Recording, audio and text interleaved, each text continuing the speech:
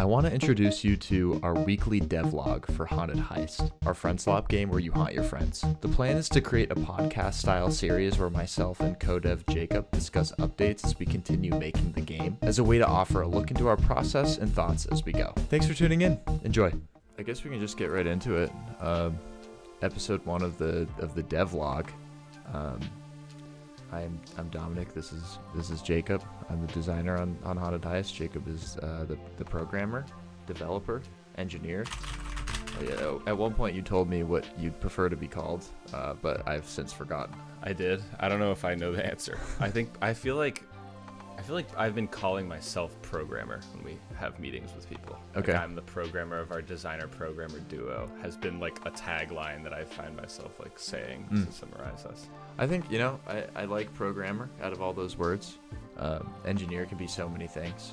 I know, like in the context of video games, it's probably just a, I think, software engineer. It's also a little bit like grandiose to like call myself an engineer. I mean, it's like... It's your degree, man. It's not wrong. I just think it's like... I mean, is my degree in engineering? Or is it computer science? It's computer science. Right. It's like being a software engineer, but you have a computer science degree. Like, I don't know. Well, I mean, I think that it's like there are things that are very sort of, we are engineering solutions here as we do game dev stuff. Like I do need to architect things and sort of engineer them in a very broad sense, but it's like, I just feel like programmer is more domain specific. Okay, so let's discuss why we're doing a devlog and what we want to feature in it, and how transparent we might want to be into our process. Yeah. I think it'd be a cool way to start this. Yeah, I mean, I think that we both have enjoyed using YouTube as kind of our creative platform for like actually over a decade now. Obviously, for I don't know.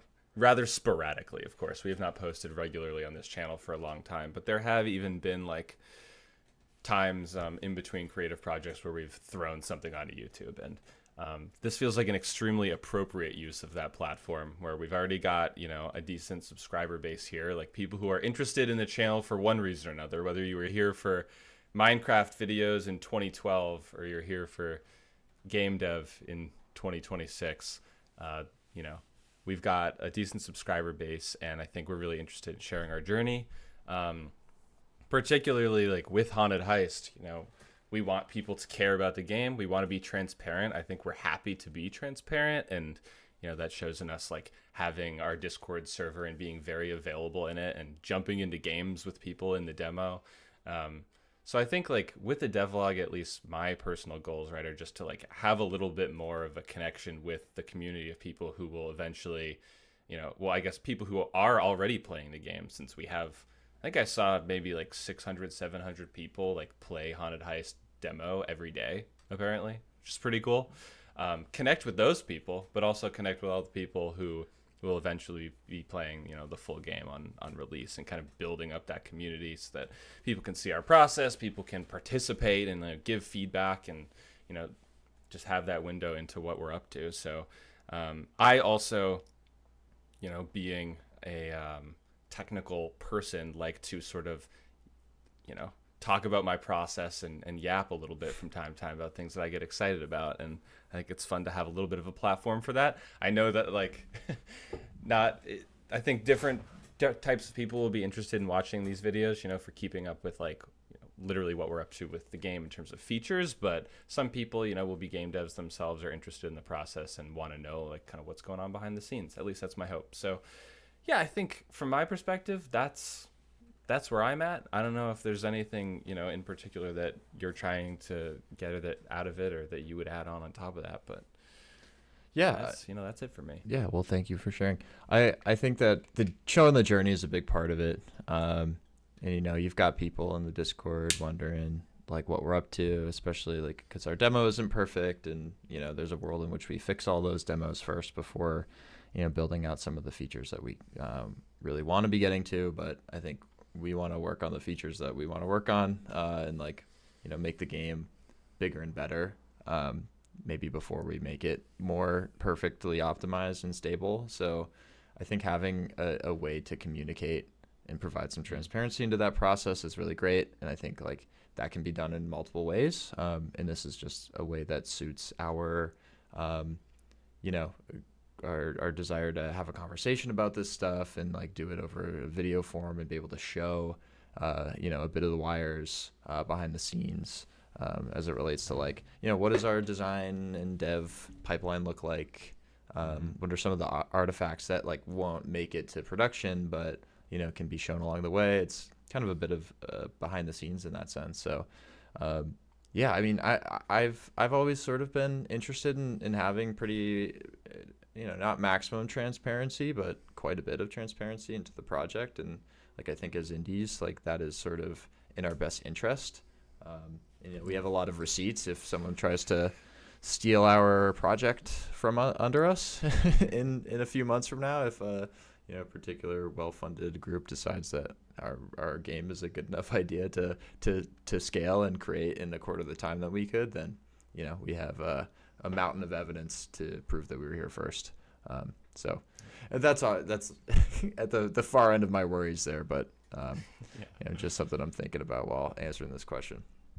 Yeah, you reminded me of I don't know, like this devlog could be a counter to that comment that we'll have to put it up on the screen. It was from Instagram or YouTube or something, like devs are having way too much fun playing their own game instead of working on the game. This is our counter to that. We're working on the game a lot. We're working on it really hard. To be fair, though, I'm working on it full time. We are playing it a lot as well. But it's always a learning experience, you know. I think that it's research, it's generating user feedback. It is, you know, a play test rather than, you know, just playing it. So, but you know, it's also part of a marketing strategy, right? Like, you know, if we're not going to spend thousands, what better way to market our game than to show ourselves having fun? And I think it's like the most raw form of advertisement to show people having a good time with just like straight gameplay and no frills. And you know, maybe it'd be nice to have a couple frills, but for now we're definitely making do with the sort of current strategy, which has been great. Yeah, and frills are incoming. Frills are incoming. Yeah, hopefully. You know? We're cooking some stuff up. Yeah, for sure. Well, cool. Maybe we want to jump in. I guess I can start with the first piece, which is just news rather than what we're working on. But really excited to share that we are now in the top 1,000 wishlisted games on Steam, which we've been sort of circling that number for a while. I think the path from 2,000 to 1,000 was quite the journey, and it came right after we had a big jump in wishlist after Next Fest, which I'd say was a pretty solid success. I think we overperformed. We weren't getting like tens of thousands of wish lists, but you know, definitely a great sort of opportunity for visibility for us. So yeah, to be in that top 1K is really exciting. You know, feels kind of like we're in a different space, the upper echelon of what's on offer on the store.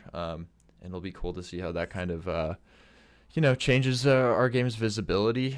I think it needs to be paired with a bit more of a, you know, outward marketing strategy, which is something that we're planning to sort of jump onto soon. But yeah, I think, you know, for us to be our first time devs, I guess second time if you count our mobile game that we made 5 years ago, it's really cool to have our first Steam project be in this rarefied air already. I think that's really something that you and I should be very proud of. Yeah, it's awesome. Like, I think it's making me realize, like, you know, people are probably watching this and are like, you know, they don't have the insight into like the project and the timeline and probably haven't been following along with everything. So I guess maybe to give like a very quick explanation of the timeline of what's happened with Haunted Heist. Haunted Heist is a game that we started working on July 1st of 2025. Right now it's April of 2026, so we've been working on it for a little over 9 months. It started as a really small project that we were just working on kind of for fun. We wanted to make something in Godot. the intent was basically to just have it to play with like friends and family. And everything sort of snowballed as we got more and more excited about it. Saw that people were having so much fun with it. And I guess if we're gonna talk about this journey with respect to Wishlist specifically, like our journey looked something like we put up a Steam page in like September or something like that. We have a couple hundred wish lists just from, I mean, maybe not even a couple hundred. I think we have, we probably had like 50 to 100 wish lists from people, just like friends and family, essentially. And we started posting a bunch of stuff on social media in November. So we were actually starting to like get some wish lists. And I think we had worked our way up to, maybe like a couple hundred. And then we had our first really big video go viral. I mean, now looking back at it, it wasn't like actually that big relative to some of the videos that we've had more recently. But I think a video on Instagram hitting like over 100,000 views, I think it was probably like maybe a couple 100,000 around Thanksgiving, just like actually gave us our initial boost. And now we were sitting at, after the tail of that, 2,000 wish lists, right? So now we're like working in a space where we have way more wish lists than we really could have even like asked for at that point. We're like, this is incredible. This is like, I guess at every point along the way, the number of wish lists has been like baffling, and like extremely exciting and motivating. Yeah.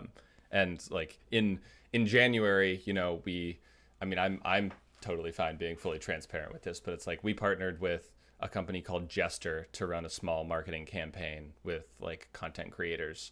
And we had one video in particular blow up, get 10 million views on Instagram, and that was a huge, within like a huge influx of week wish lists too, as well. right? Like I think the timing is important. Like it was at a million within 12 hours or something crazy like that. And it was just, I was in the state of mind, or like I was just watching it like for hours, just like refreshing, and because it was insane to just see something like become that meteoric, or like rise that meteorically.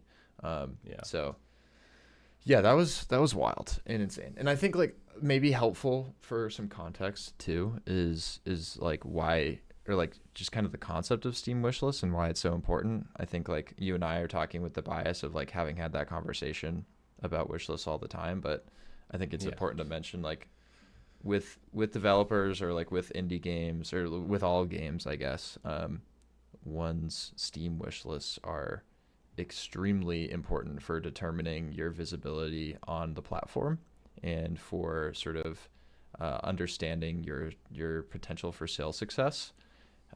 It's not a guarantee, and I think games can have really great lifespans after they release, even if they have like a bit of a meager showing on game launch. But if you're trying to get funding for games, like publishers will look at your wish list numbers and basically make an estimate on your sales based on that number. So it's everything to us. It's like super important, and that's why sort of marketing the game is just as valuable to us as making it good, because if no one plays or knows about our game, then it's like a tree that fell in the woods that had no one to hear it. It's like we don't exist in the eyes of the video game world. So I mean, it's like basically it's like the closest thing to a pre-purchase of your game without actually being a pre-purchase. It's like technically the numbers, I think there's some metric for this that people actually use. There's like a name for it, like some sort of formula based off of your like number of wish lists that you currently have and the planned price point of your game and maybe the release date. There's some sort of formula that's like, what is your wish list conversion rate going to be on launch? So like what percent of people who wishlisted are going to buy it on launch, and usually that sits somewhere in like the 10 to 20% range within the first week or something like that. So it's like it's also literally almost like a baked in financial, not a guarantee, because your game could like totally flop or totally like go viral and do outperform sort of that formula. But it's like it gives you a really, really grounded snapshot into like how well your game is going to do financially, and just like by the numbers, like how many people are interested in your game. So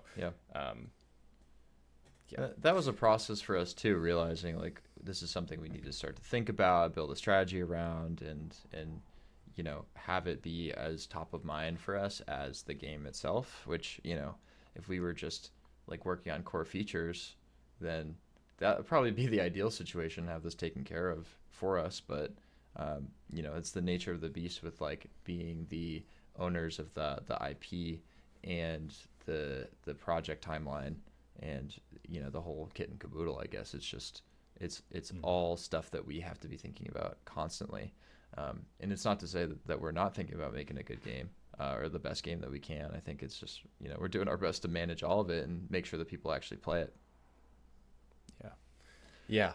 And so like I think for a long time, and I think this is still true, I think we very quickly understood like wish lists are our lifeline, right? Like wish lists, if we achieve a certain number of wish lists, we can almost guarantee that we can like that the game will be successful enough that we can work on another game full time afterwards, that like our studio is going to have a certain amount of like capital behind it due to the success of this game. Like it's like one thing that you can look at and track and be like, if this number equals 100,000 or 200,000, like we are just like, we're clear, like we're good to go. And at this point we're sitting at almost 50,000 wish lists, which is a lot. I think like way more than obviously we ever would have expected. I think obviously even very early days we were like, let's try to hit 100K wish list, and that felt absolutely ridiculous at the time. And now it's like we're halfway there, and I think the second half of it is going to be easier than the first half. So hopefully, hopefully, right? Like, I mean, we can't decide whether or not something goes viral, right? Like that's out of our hands. We put the ingredients into the pot and hope that something comes out of it. So yeah. I think that we have a lot of confidence though, in terms of like the stuff that we're working on and adding. We'll be adding before launch, and this stuff will obviously be making it into marketing materials, is hopefully going to resonate with people. I think that we're still like clinging on to relevance without having posted almost anything in the last 2 months or so. So I'm hoping that that we can execute on that. But yeah, it's been a long journey to get to this number, but it's like 9 months, 50,000 wish lists. First Steam game, we're optimistic, we're excited. It's really motivating to like have that number be growing as we're continuing to work on the game. We still have a lot of work left. I think we're planning on hopefully achieving that like 100,000 to, I think realistically I think it's possible that we're at 100,000 before we release in like summer or fall.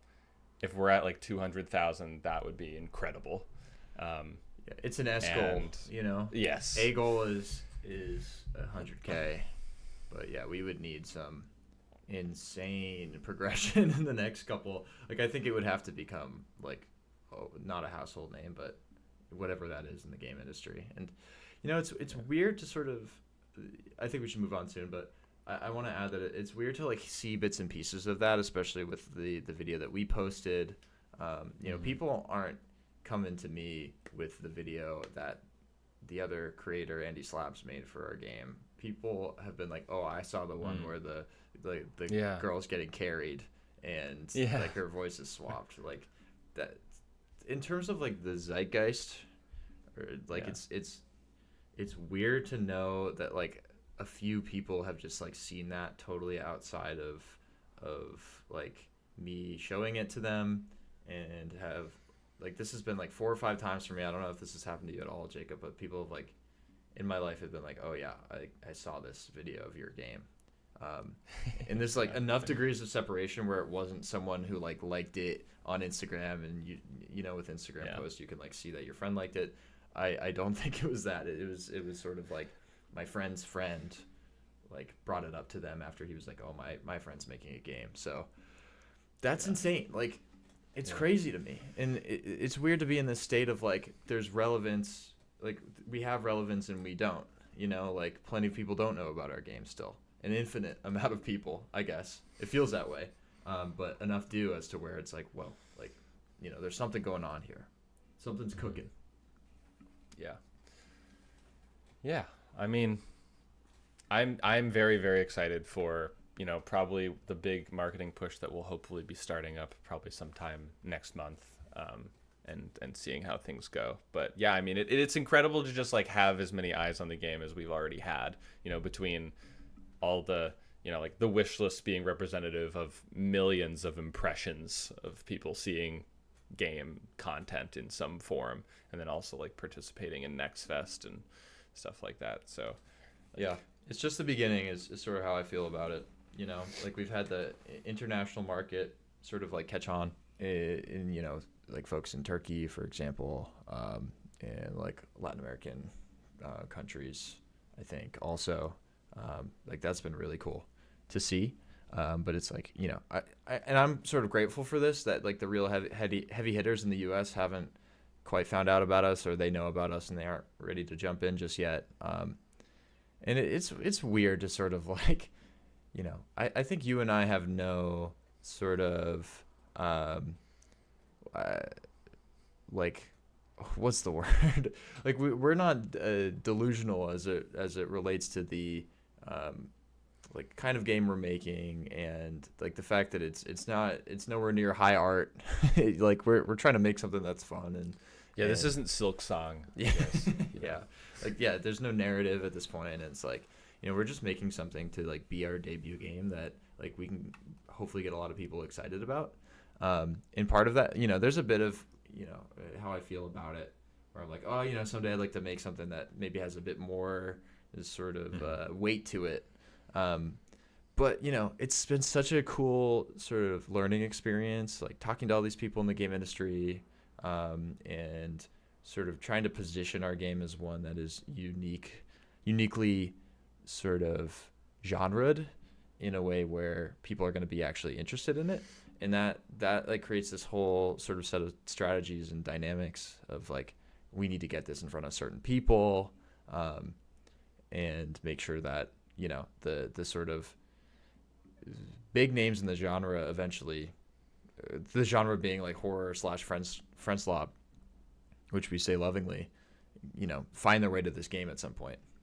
And I think I was saying before, like, I'm kind of happy we're not there yet, because we'd have people playing a game that isn't quite ready, and there's so much like more that I want to show. Like I don't want us to have our situation, like have our spot be blown up by us peaking too early. Like I think if we continue to be a bit more patient with it, that will really pay off. Yeah. Yeah, I know. I think there were times even months ago that we were desperately, trying to get people to like play the game and like, have big creators play it. And it's like, honestly, I'm glad that some of those things didn't pan out so that the game can be in like a objectively much much better place, both in terms of polish and closer to the vision when it hits these people's hands. I think I don't think that it was like wrong for us to try to pursue that earlier. It's like we've been trying to figure out what our vision is for this project the whole time, and like the scope has been consistently growing. So I think at that time it felt very appropriate, and now looking back, we're like, ooh, good thing we can put a better product in their hands. Yeah, I think that's the cool part of it too. It's just like it's our first time. We're not going to get everything right, and there's like a beauty to that of it just being like something that we're just figuring out and building a hindsight for, and like something we'll be better about next time around when it comes to making another game, if we get that opportunity. So yeah, I think it's cool to have these moments of like, why don't we reach out to so and so and see, which hasn't always led to being ghosted or ignored. Like there have been some fruit that's been born from that. So yeah, I think that's cool. Maybe I can just ask you this question: like, where's the game at? As in terms of like as high level and as concise as you can be. Like, where are we? Where are we trying to get to? And then we can start to get into like, why are you building what you're currently building right now? Yeah, I think that's a good starting place. So to answer that, I would say that where the game's at right now, at least from like a public sense, is there is the demo is live on Steam, free to play. I mentioned earlier there's like 600 or 700 people who are playing that every day, which is really cool. Peaking at numbers around like 50 plus at any given time for like concurrent users, but like honestly, like we're not really super invested in trying to grow that. We put that out there during Next Fest and just leaving it up for people who are interested. But yeah, I think for the last few months we've just been polishing stuff that we had been working on for, you know, it was like probably 4 months of like real dev stuff, building new things, 2 months of, I don't know, maybe it was like 5 months, and then like 2 months of polish only, right? And like a lot of that was Next Fest stuff. And at this point, I think like the phase that we're entering is another build phase, which is really exciting for me and for you, and you know, just for both of us to be like designing gameplay mechanics again and talking things through, talking shop, like iterating on stuff. That's the stuff that's like the part of game dev that's really fun, that everybody is like thinking about when they're like, I want to be a game dev. Nobody wants to show up for the, you know, fixing all the bugs and the polish and the dealing with multiplayer issues. Like it's that's the hard part, right? And right. Yeah, what were you gonna say? I know. I was sorry to interrupt, but I was thinking like, in our decision to go for a demo, you sort of had to do that like end of production like crunch halfway through our game's dev life cycle, which, you know, it's interesting to kind of see that as like probably a good decision. You know, maybe we didn't get the most out of our Next Fest, and if we did it in the summer, it'd be more fruitful in terms of our wishlist output. But you know, we had a great trial run as it relates to like how broken is a game allowed to be, you know, before people get pissed at you. And also we were like kind of testing the problems at scale by having so many people play the game. I think it was like up to like 1,000 or 1,200 or even more every day during Next Fest. So and testing that at scale is like a way for us as like an independent studio. It's a way for us to make sure that we have all these extra data points to stick the landing when it comes to our actual release date. So I found that experience to be like really productive and beneficial, and I'm really happy that we did it.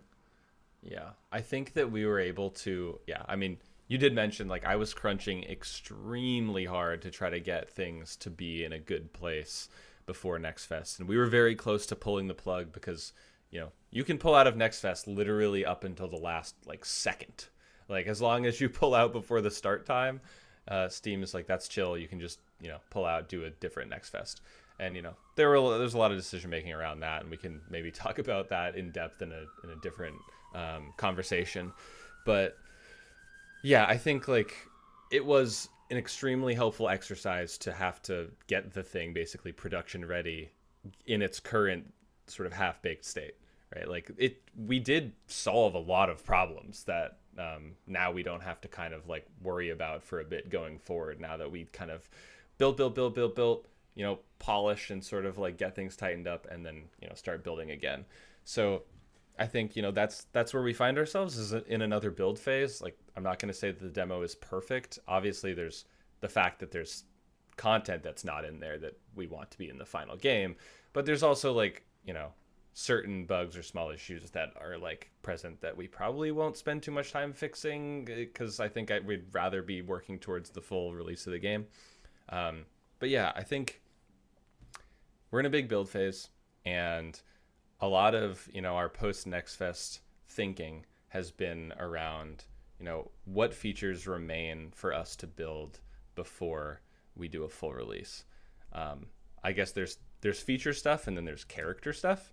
You know, this is also something that we could talk more in depth in later, but we have a contractor named Micah, who was the lead animator for the indie game Sable, who is working with us on redesigning our characters. So we have actual like bespoke character models for the heisters and tricksters. We have full control over their animations. We're going to be able to do a lot of really cool stuff with that, both just from like a, you know, character perspective, but also that actually influences gameplay in certain ways. Like there's certain things you can't really do gameplay wise if you literally can't sort of like physically like represent that to the character. Like being bottlenecked in animation has, I think, affected some of our design decisions in the game earlier. But not always for that's the a worst, bunch, you know? Yeah, Sometimes not always for the creates worst. the Like constraint that we'd like to, or like a helpful constraint to not design too much too soon. But ultimately, yeah, I agree with what you're saying. Like more expression, more actual like direct interface with the items that we're holding and using, and then also like character appearance. Like that's all stuff that's really important for a game where just hanging out with your friends is kind of paramount. It's like we need to provide ways to express yourself in a virtual space. Yeah, definitely. And emotes. Exactly. We can do whatever we want now. Yeah, it's really exciting. Yeah, truly, the possibilities being endless on that is really exciting. It's funny how quickly like that starts to just feel like we're running into Fortnite territory. Like it's so hard not to think about Fortnite when thinking about including such a sort of adjacent feature in your game, because obviously like Fortnite is king as it relates to their use of emojis and like the sort of ubiquity with which they've been able to build out a library of emotes. So yeah, I don't know. Yeah, but I guess I would say character stuff is a big component, and the other half of it is actual sort of like core gameplay mechanics. And one of the big things that I guess there's one of the big pieces of feedback that I think that we got from Next Fest was like the Trickster's really fun to play, but sometimes people are like, I don't know why I would use certain of the abilities, which I think fundamentally, I like when we play, we use like every ability in the game. And I think that sometimes people will look at certain abilities like, disguise or mute or something like that and be like, why would I bother using that if I can just try to knife people and just kill them, right? Like I just want to kill people. You feel that way about disguise? I think that people are like, it's not efficient. It's not like efficient enough. That's true. Like because if you're trying to like disguise as your friend and like use their voice lines and it's like funny, like if you're going for laughs, you're not going for the objective, I guess. But I mean, I think that there are a huge pool of people, us included, who like to do that kind of thing just because it's fun. But I think that we've been trying to like a big thing that has been informing what we're working on is trying to kind of like bake in an actual incentive to use a variety of abilities as you're playing the Trickster. And so that is what was the motivation for what we're kind of starting to build now, which is this system that I guess, I don't know, am I jumping into this too early? should I start I just getting into it? Before you wanted to jump, like I wanted to just like add to what you were saying, or like maybe even not push back, but like I think like in terms of adding some context, for me it's the telepathy ability that's like the perfect like example of something that we find interesting, but not. And I'm also like wondering if we're giving enough context into like the game itself. Like I feel like we haven't even been like, this is what Haunted Heist is, but I don't know. So there's a Trickster. It's a PvP game, so there are like competing sort of characters that have different skill sets. Trickster has like a host of abilities that they use to haunt the heisters who are trying to get gems from the mansion, bring them back to the safe room. 10-minute rounds. It's kind of like a friend slop arena shooter almost. So that's the at minute 36 gist of the game. But yeah, I think that like the question for me has been intrinsic versus extrinsic motivation with this stuff. And you look at the telepathy ability, and that is it's something where the motivation to use is pretty intrinsic. Like you want to, like maybe you can derail someone with the right sort of psychological like decision making. Like if you're in a recent somewhat recent instance, we've had one of our players use telepathy to convince someone that the person that they were talking to was a disguised trickster, and then they shot them incorrectly, and like it resulted in a double kill. So I think you see the value in that. I see the value in that. There's I think we've just seen, a good amount of commentary and like feedback of the game of just like it's not enough. Like people say this ability isn't good, um, which, like I understand the feedback, but there's also a bit of like, well, like it's what you make it. There's a bit of like inventiveness and creativity that like we want to inspire by having this stuff, and like the right sort of players, or like, not the right players, but like certain players will take advantage of that in our current system. But in order to build out, and maybe this is where the sort of segue is coming in. So I won't steal your thunder too much, but the idea is that if we can motivate that through some mechanics, the sort of use of these abilities that aren't necessarily outwardly beneficial, or like that people would say are useless, then maybe people will start to see the use in them, especially if they provide some sort of benefit. So that's where I will leave it and pass it off to you. Mm-hmm.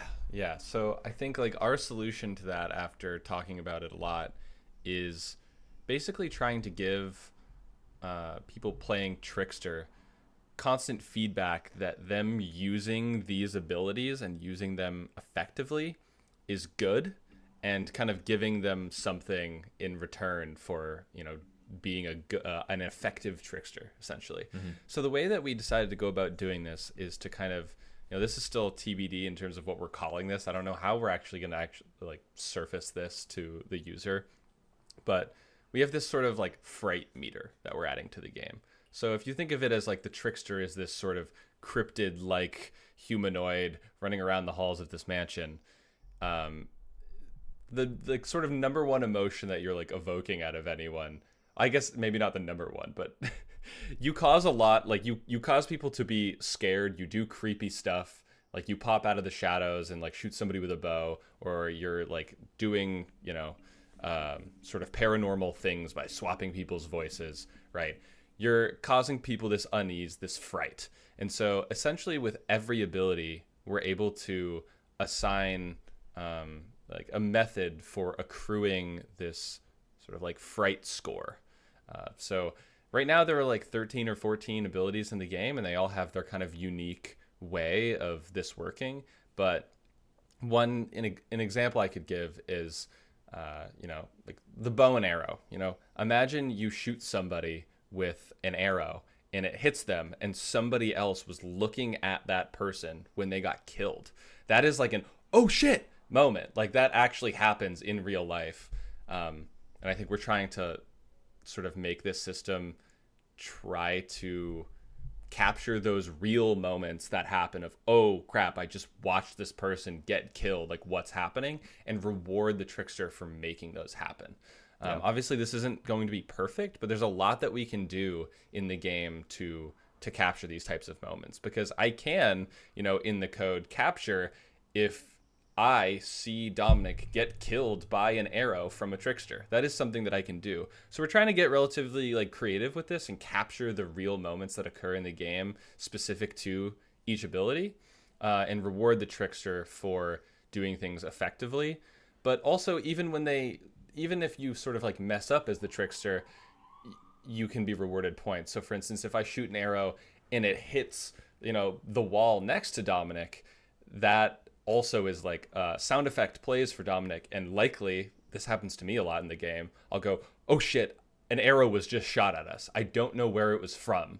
And like, me and whoever I'm with start freaking out and are like, let's get out of here. That's a real moment that we're trying to capture and reward the trickster for. So basically with every ability, we're trying to do this, and there's different categories of abilities, some that are more lethal than others, some that are kind of more passive than others. And it's like the ultimate vision, I guess, is that you're using a variety of abilities, and you're going to be able to accrue the highest sort of fright score if you use a variety of abilities, because the abilities have cooldowns, right? So wouldn't want to just like sit around waiting to shoot another arrow with your bow when you could use your telepathy ability and start saying something crazy to your friend and accruing fright points that way. So that incentivizes to get the most amount of points, you would want to use a variety of abilities. Then the question is like, why do you want the points?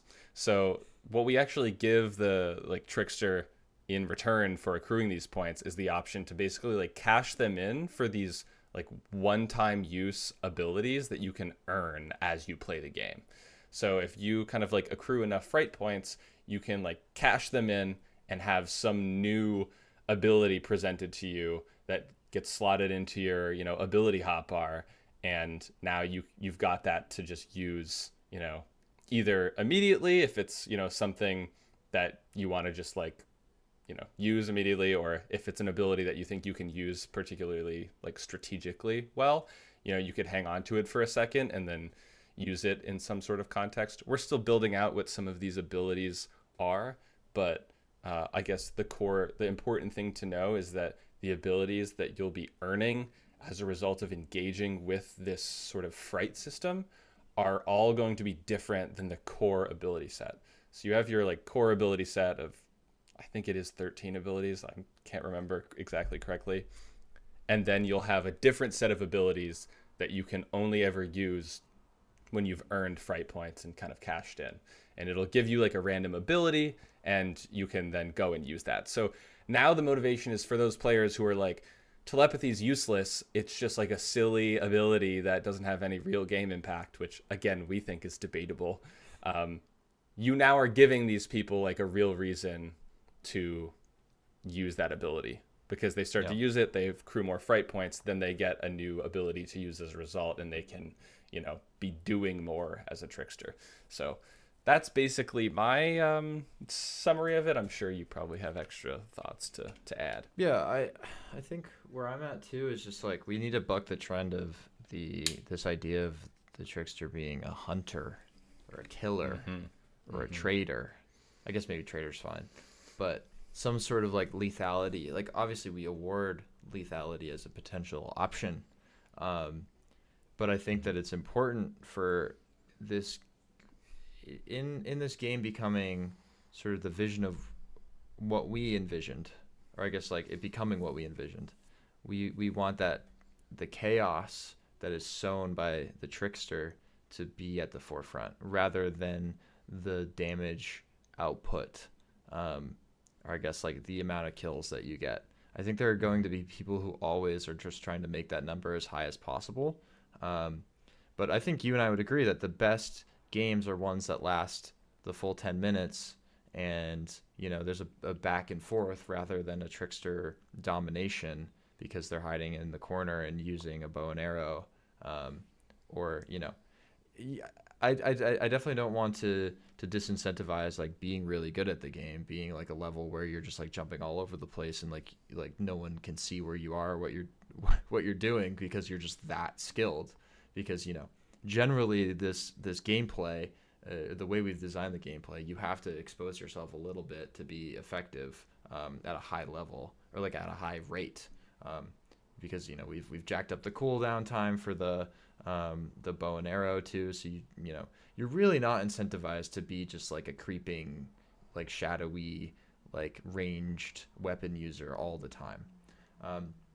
And I think it's important that we just provide within that core set of abilities, within each category, something that is catered to each play style, or like different like personality types, or like ways that you want to present as the trickster.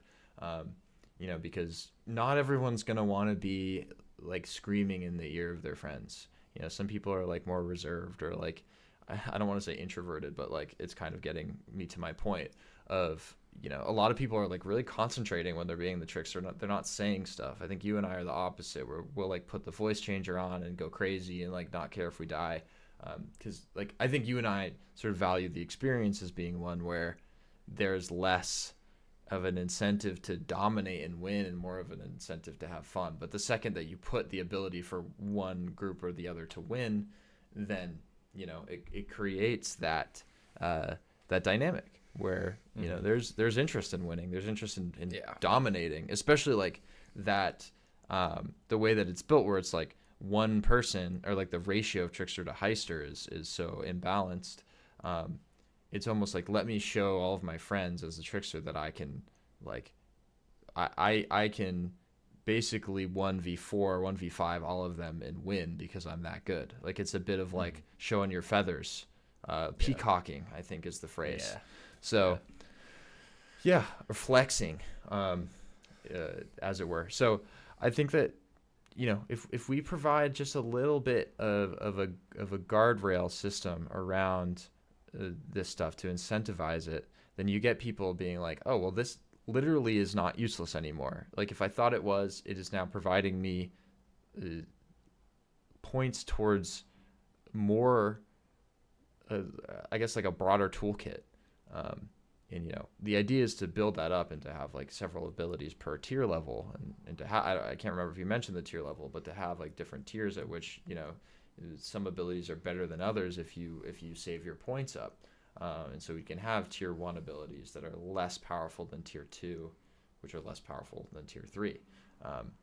So that is a fun, hopefully, you know, these are all assumptions, right? Like we're going to figure out through play testing instead of making our game, to like whether this stuff is working or not.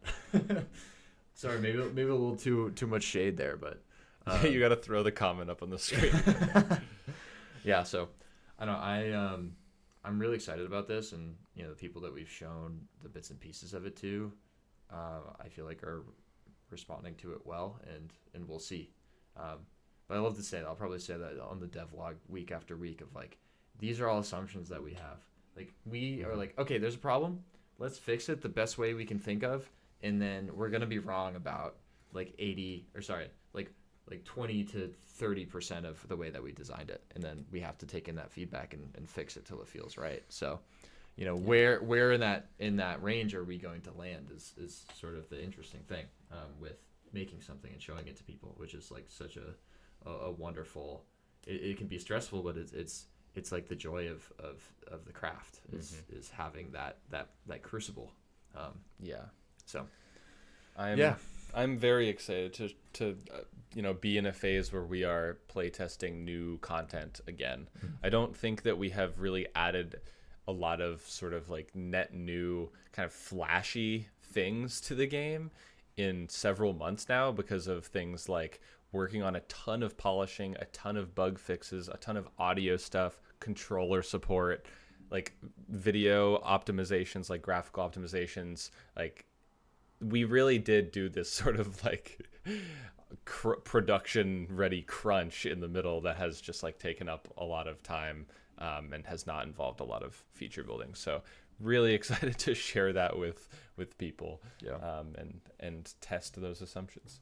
And it's been fun too, just from a build, like we're kind of back in our cadence too with designing and building this. I feel like I got to hop back into Figma and like prototype something and hand it off to you, and you know, we talked for an hour plus on the intricacies of the various like use cases, edge cases for this particular design, because it's one of those things that at face value it's very simple, but there's a lot of decisions that have to be made to make it feel seamless, and like there isn't much friction with using it.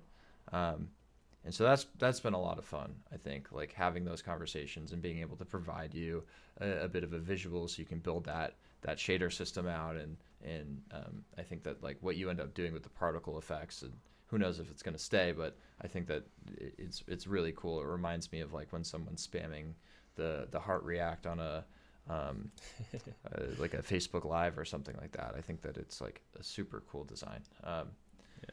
Yeah, but there's a lot, you know, every time we build something and put it in the game, it because it's so mechanically, I guess, tuned, or not mechanically tuned, but like there isn't an insane amount of mechanical breadth.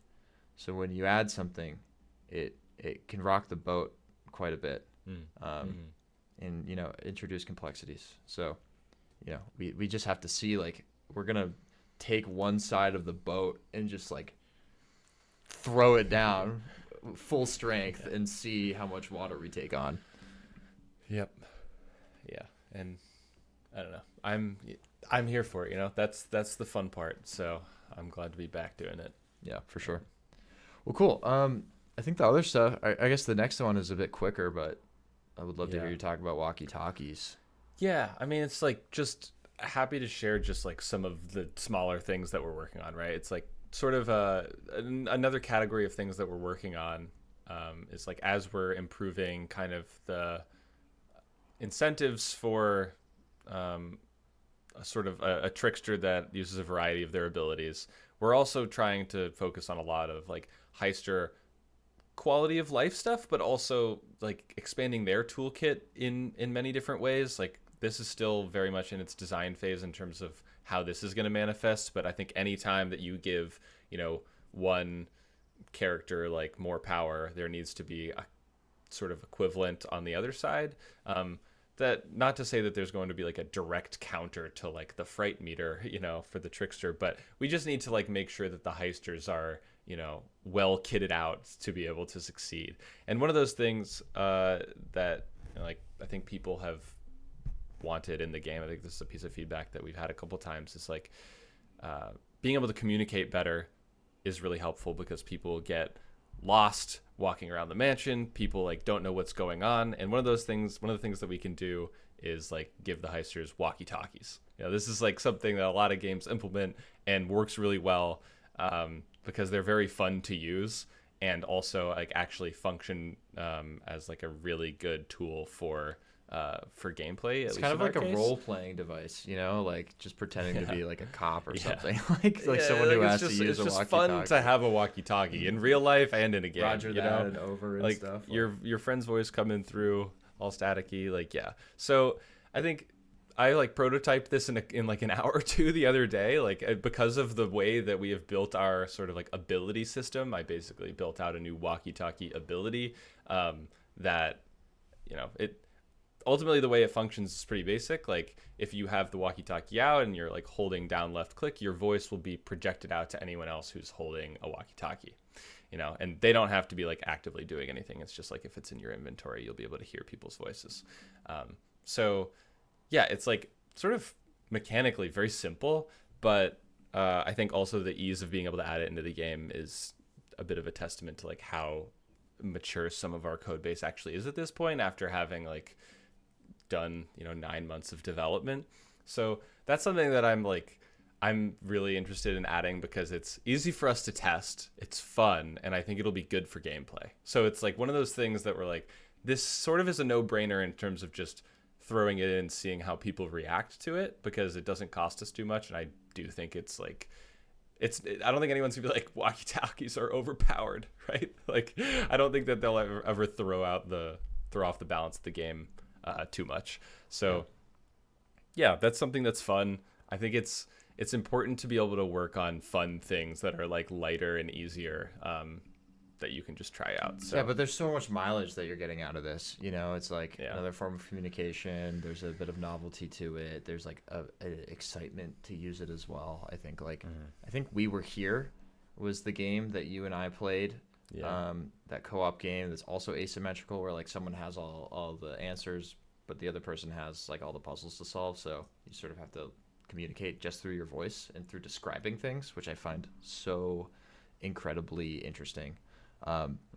And maybe we'll have some of that. Like maybe this gives us the opportunity to add some of this in rooms, and obviously we're working with games that are 10 minutes long, so there's a lot of strategy that has to go into like, oh, I found a room that has this, a room that has that. How do we both navigate and have that conversation at the same time? So we need to decide if that's something that we want to put in the game. But for you to do this so quickly, and for us to have a feature that is, like I was saying, you get a lot of mileage out of not a whole lot of effort. I think it's so cool, and it's just one of a dozen things that we're hoping to like now have the freedom and flexibility to do, to just give the game a bit more of a robust feeling. I think we don't want to overload it. But there's an interest in having like a critical mass of new items and things to interact with. So I think that's a big thing. I think like maybe a couple more weapons for the heisters, or like power-ups for their realizing flashlight. too that another thing that we prototyped like this week, I guess, was a first pass at what a map could look like for the heisters. Like in the game right now, again, the dungeon is procedurally generated. It's 2 floors, and it's like a 10 by 10 voxel like floor plan for each floor. So with each voxel, I guess, like being a room. So it's very easy to get lost in the dungeon. I think that like for people who are familiar with the room types that can spawn, like if you're paying attention, you can usually like have a general idea of how to get back. But it can be very challenging. And it's been a consistent piece of feedback that people get lost. And so we're trying to keep that as part of the game, because it's important that you can get lost in the mansion. I think that if you always know exactly where you are and exactly where you're supposed to be going, it takes a little bit of the I don't know, some of the sauce out of the game, right? Like it's important to have moments where you're like, where the hell am I? But giving the heisters the ability to have at least a little bit of a more grounded view into the mansion that they're trying to traverse is really interesting. So this week, I guess we prototyped out a version of this where in the safe room, which is where the heisters spawn and start the game, we have basically like each floor just like projected on the wall, and at first the map is just like essentially completely blank except for the safe room that you start in, but you can see where the gems are on the map, so you kind of have a general idea of where you need to go. You can see how many gems are on each floor, but the dungeon is extremely winding and confusing. So if you think that you're going to be able to like take a straight line there, usually you're going to be wrong. So it's like, I think it gives the heisters just enough information at the beginning of the game to be like, okay, this could be a good direction to go. And then even like halfway through the game, be like, where are the remaining gems? And then towards the end of the game, there might be that one pesky gem that you're like, wait, where have we not gone yet? And then finding that. So I think that's going to be really interesting to test out. I think it is reliant on people actually, referencing that map. We're not going to be putting the map in people's hands as they're walking around the mansion, because as I said, I think that's a little bit too handholdy as it pertains to like people's navigation of the mansion. It could be maybe an item that one person can hold. It could be something that's a game parameter. We're open to customization, but I think like as an MVP, just having a map that updates as people explore the mansion is going to be really interesting to see how people react. I think at least for our internal playtesting, a lot of it will probably come down to people being like, oh, the last gem is like way over here in this weird winding spot. Like, let me see if I can try to remember the path that I have to take when I leave the safe room to try to get there. I think that's interesting. Yeah. And I'm not like completely convinced that like keeping it in the safe room is the best decision. I think that there's a matter of, seeing how people react to it.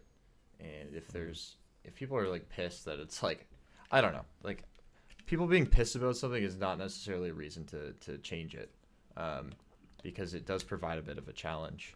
But I'm just wondering, like, are there ways in which we, like you were saying, like have one person or like have it be something that like, someone's holding, but everyone's movement is sort of like updating in real time, and like you have to rely on the navigator. Like I think like having that be a bit of a role that is earned is potentially something to explore.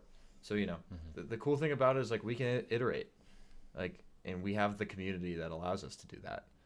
And we ask a lot of our friends and playtesting the game all the time so that we can sort of test these things out. But yeah, for now it's like, having these kind of two major things in the game with the Fright score and the navigation, I guess with the Walkie-Talkies as well, plus the addition of the characters, sort of the fidelity pass. I think we are approaching a really cool period of time where we just get to sort of test these all at once and like experience a real sort of shift in the game, in our efforts to balance it and make it better. That I don't know, I'm excited to share with people, and probably take a couple weeks, but yeah, I think I'm looking forward to that. But yeah, that feels pretty inclusive of like everything I wanted to talk about. I think we said it would take us 30 to an hour, and we're at an hour 10, so we've been yapping.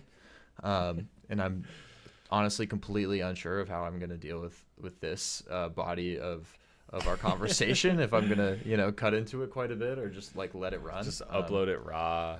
Yeah, why not, man? Why not? It just requires a lot of sort of like supplementary footage if we're gonna do that. And it's like, do I, source 20 minutes of that for this or what? No, I don't know. We'll see. Yeah. Probably not. Yeah, I think that it's a good time to stop. But in the meantime, we can plug socials. Everything's down in the description. We've got a Discord that we like. If you want to be involved, like join the Discord. Yeah, you can be involved if you want to be involved. Like, trust me, we will chat with you in our Discord. We will play with you.